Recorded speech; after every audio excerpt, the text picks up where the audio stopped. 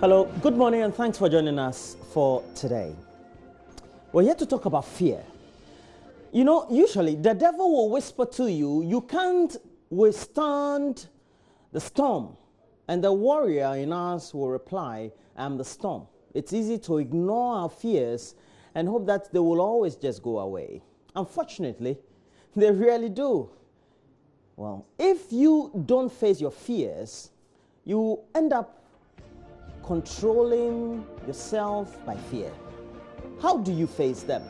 The most common way to face your fear is through exposure, where you gradually face the situation or the challenge that you have been afraid of. With the right method of thinking, you will be able to overcome those fears. Many fears are about the uncontrollable future.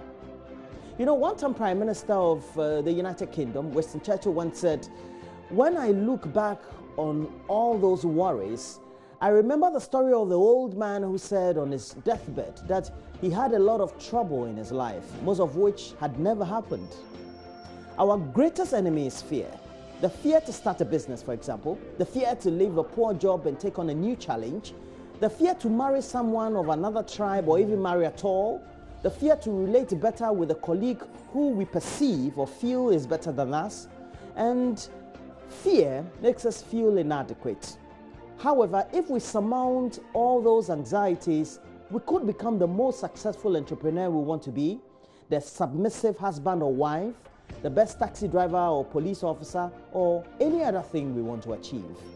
We should have it in mind that human existence and its evolution doesn't care if we live or whittle and die. But we have been created by God to survive.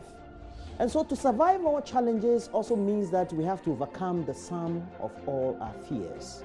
Fear, F-E-A-R, is something we have to avoid. Don't be afraid.